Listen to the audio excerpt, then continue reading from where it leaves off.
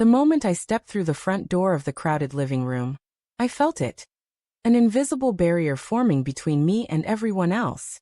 My wife, Layla, was laughing with a group of friends, her arm draped casually around some man I didn't recognize. She didn't even glance my way. She dragged me here. I whispered under my breath, more to myself than anyone else. And it wasn't just the party, it was her attitude, the casual way she seemed to erase my presence, like I was invisible. I had warned her I wasn't feeling social tonight, that I just wanted to stay home. But she insisted. You need to loosen up, she'd said, flashing that smile that once melted me. Now it felt like a taunt. I lingered by the doorway for a few moments, trying to convince myself to join her, to maybe catch her attention with a smile or a joke. But the harder I tried, the more I realized how completely she was ignoring me. Conversations continued without pause, laughter rippling across the room, but not a single glance in my direction. My chest tightened. I felt smaller, like a shadow in my own life.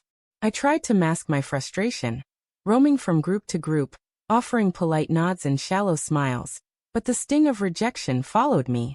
Every laugh that erupted from her circle felt like a knife twisting. I wanted to leave, to escape the humiliation, but something rooted me in place. The hope that maybe she would notice, maybe she'd pull me into the moment as she used to.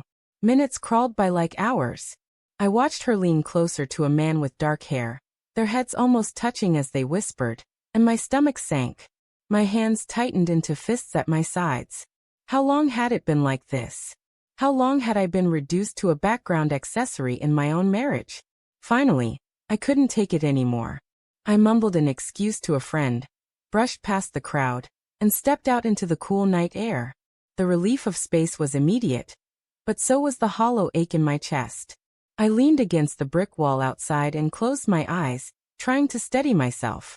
My mind replayed every detail. The way she laughed at something he said. The way she brushed her hair over her shoulder as if she wanted to be noticed. I felt like I was seeing her for the first time. Really seeing her, and it terrified me. My phone buzzed. I glanced down, hoping for a distraction, and saw her name flash on the screen. My heart lurched. Come back, the message read. I stared at it for a long moment, disbelief mingling with anger.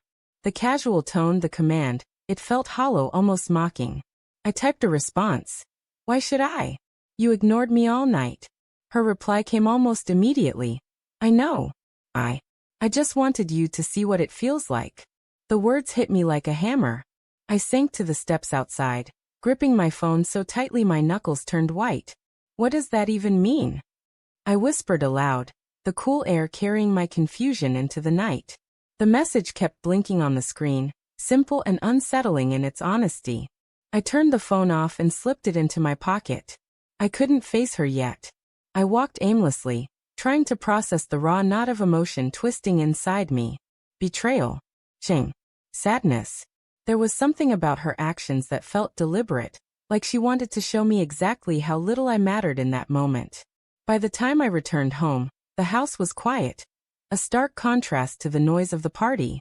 I watched her move through the living room, picking up her purse and coat as if nothing had happened. I wanted to shout, to demand answers, but all I could do was follow her with my eyes, trying to catch some hint of remorse, some spark of the woman I thought I knew. Finally, I spoke, my voice trembling more from emotion than anger. Why? She turned, a flicker of surprise crossing her features. Why what? She asked casually, like I had just asked about the weather.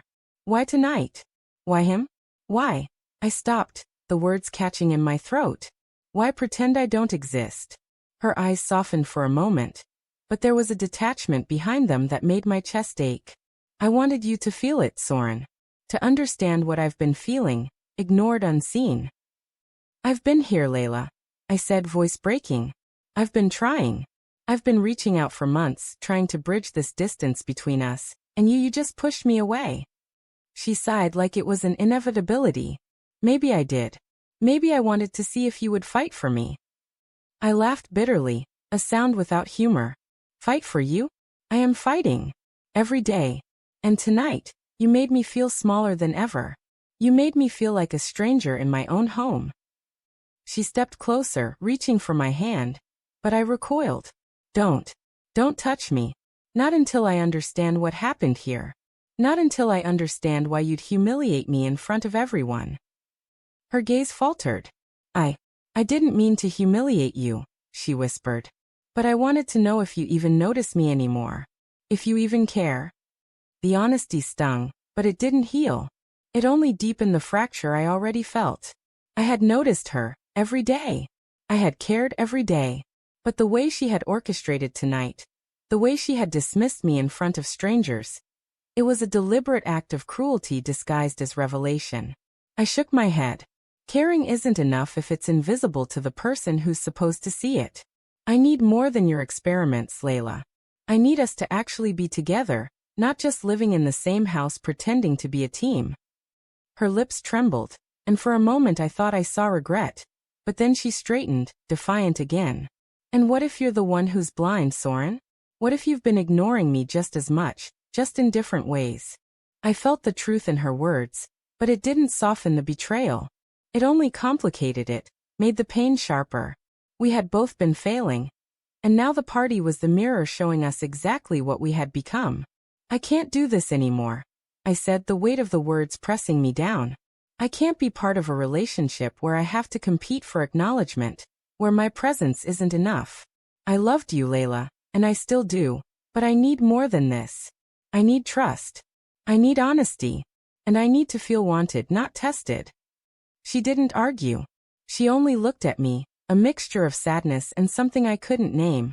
Perhaps guilt, perhaps frustration, perhaps the same helplessness I felt. The silence stretched between us, heavy and suffocating. I grabbed my coat and stepped toward the door, my hands shaking.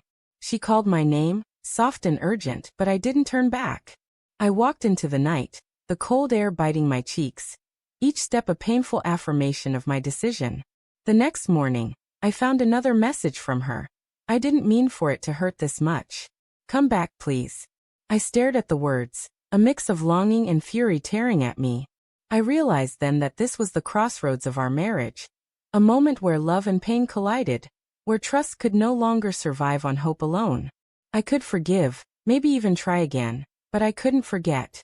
And in that moment, I knew some things, once broken, might never be repaired. I put the phone down and walked to the window, watching the sun rise over the city. The light felt cruelly indifferent, illuminating the distance between us, the chasm carved by our mistakes. My heart ached, but a strange clarity settled in its place. I had to choose myself before I could choose anyone else. And for now, that meant walking away, even if it was the hardest thing I had ever done.